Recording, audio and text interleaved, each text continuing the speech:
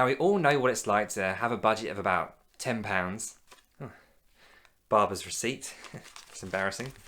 We all know what it's like to have a budget of £1, 5 pence. We all know what it's like to have a budget of nothing, and it's a really enjoyable experience.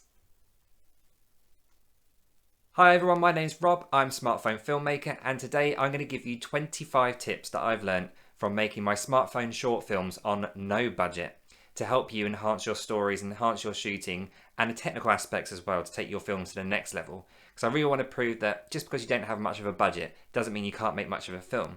So the limitations are all in our head, apart from money obviously, and you can actually create something pretty special on no budget. Now, without any further ado, let's get on to the 25 tips for low budget filmmaking.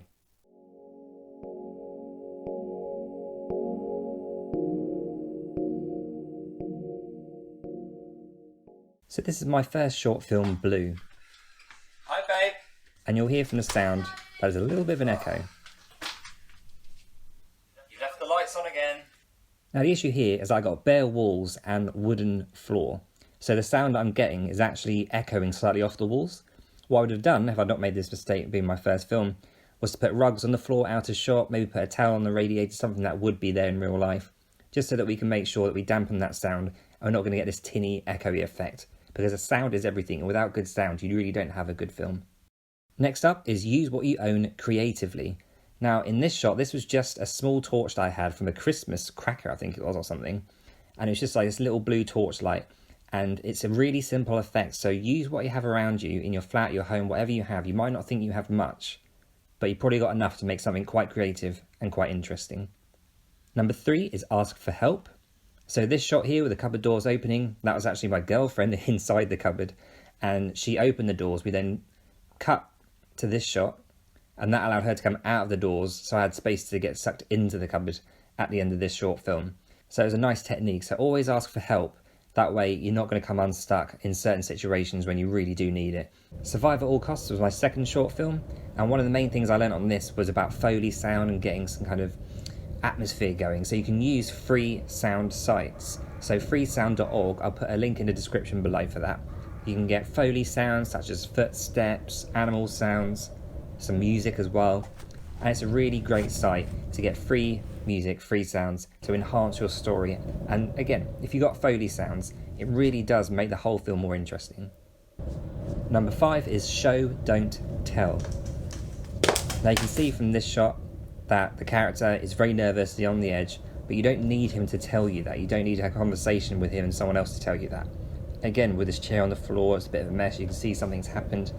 Always think if you can show it rather than tell, then show it. Keep the audience guessing. Number 6 is suggest what you can't show. I guess rich people don't flush when they panic and leave. So in this shot, he's seen something pretty gross in the toilet, but we didn't have to see it. In this shot, from the same film, Survive at All Costs, you can have another person in your film. You don't have to have a second person acting it, but you can do it on your own. So this is me with the coat on, blurring the focus, and that way you're able to get something that looks really cool and a little bit Walking Dead-like. So don't think just because you're filming on your own or you've only got one actor, you can only have one character in the film. And here you can see going from eyes to left to right, that shows that he's seeing 2 people. So again with the suggesting things rather than showing it, you can use it also to trick different looks and multiple characters within a scene. Broken Zen was my 3rd short film that I made, so this is how to make a film solo. With this is all about locked off shots and making a short film that works well with a simple story. So to make a film solo, I always lined up the shots, sat in them, checked the shots, go back, check the shots. It takes a little bit of time, but you can make something really great. And this film actually got into the SF Free Film Festival as well, which I was really proud of, something that I made by myself. And also, getting locked off shots that look stunning and using your rule of thirds, that kind of thing, is free. You don't need to pay any money for this. And this is the shot that I got outside, again using the freesound.org. I used that for the plane effect going over. And you can create this look. And you don't have to use particularly beautiful places, you can use somewhere dingy. Next up is cheat high budget shots. Now for this shot I knew that I wanted to have a train that I'd be going through, so I made sure that I timed it with an actual train going past with their time schedules. And you can make something look really good at a high budget and having extras without even having to pay for them. Number 9 is create unique shots. Again, this costs absolutely nothing. You can use your imagination to create a shallow depth of field like this. So you've got the gloves on the door near to the camera and a shallow depth of field, the drawer at the back. You can create really great looks, and don't just have one basic look of something if you're going to go for a shot. Think about how you can use it creatively. Number 10 is smartphone film shots. So if you've got a smartphone and that's all you have to film with, then don't be afraid to use it for certain sections as well, or of a whole film. You can still make a really great story. Now for the next tip, this is something that's really important and I've been really guilty of at times as well when I'm rushed, is don't get lazy. In this shot, you can see that the lighting is pretty awful. It kind of works in a way because it's an amateur looking shot for a reason, because he is filming a message to his daughter. But if I really thought about it, I could have done a lot more with the lighting. The left face looks too dark, the right is overexposed. A lot to learn there. Next up is Caterpillar. And in this film, I learned to research your location like crazy. So for me, I knew this area, I work in this area as well, up and down the south bank of the River Thames in London. So I knew that this area had lots of pigeons and stuff, and because this was a lonely type of shot for the guy, I knew that this was going to work. Number 13, the benefits of a low budget. Make sure you're making the most of the fact that you are low budget. Just because you don't have a high budget doesn't mean you can't get amazing shots. In fact, you can get really close to well-known buildings like this in London, and because you're using a phone, it's fine. Number 14 is be flexible. Now this shot was actually meant to be above the pier, but because of the coronavirus pandemic, they locked it off so that people wouldn't be close together on that. So luckily, the tide on the River Thames was going out, so we actually walked down some steps onto the coast, as you can see here, off the River Thames, and we were able to get this really nice frame within a frame shot, and it ended up being really great. So be flexible. If something's not quite working, there will be a way to make it work in some form or another. Number 15, shots must tell a story. Don't think just because you've got a nice shot that that's good enough. Make sure it's actually serving the story. It's telling us something about the character. It's telling us something about the environment. Always think, how is my shot advancing the story and the film? That way, you know, again, for free, it's a no budget thing, but it really makes a difference. Number 16 is get enough coverage. Within this sort of sequence, we've got about 4 or 5 shots. And if I'd had just one, I think it would have looked really kind of boring, really. So if you've got a shot where you know you want to get different angles and make the most of the time that you have. Number 17 is one door closes, another one opens. With this scene, the waterfall is actually different to the one that I planned. So we initially had one that was about 8 foot high, really, really tall, but there were so many waterfalls when we got there's so many people, it just didn't work. And because we had no budget, we couldn't afford to pay people to leave or anything. So we had to use this shot, and it ended up being the poster of the film. So be flexible and be open to different opportunities that arise. The next thing I learned making Caterpillar was timing is everything. Number 18, timing is everything.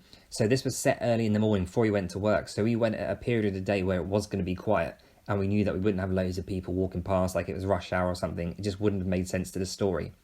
So think about your locations, think about when the time of the film is set, and that will make your film just look like it's been made a certain way professionally. On my later films, You, Me and Nobody Else, it is the benefits of using a smartphone. So always think, if you're using a smartphone, what can I use this for? What's the strengths of it, basically? So the fact that it's so small, and you can do this with some DSLRs as well, put it into small places. I used the fisheye lens for this shot as well, and for a lot of them, to make it look like it's a CCTV style film. And this is just in a fridge. I placed it in the fridge, balanced it with some sauces and stuff like that. Just stuff I had in the house. So don't worry about, you know, equipment and stuff. You can make really cool shots and not have any budget, basically. And this one was just on a tripod with the phone and the fisheye lens to make it look like it was actually the peephole.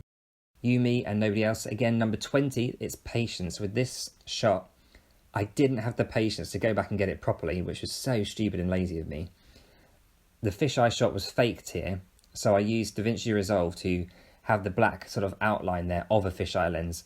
And I think, you know, it's a big mistake to make to not go back and film it properly. And it annoys me every time I see it. Number 21, subtle storytelling. So you can tell so much of a story, again, that costs nothing, just by the way you're shooting things. So for example, we got in the foreground this swing that was in the woods. In the background, you got the main character walking through.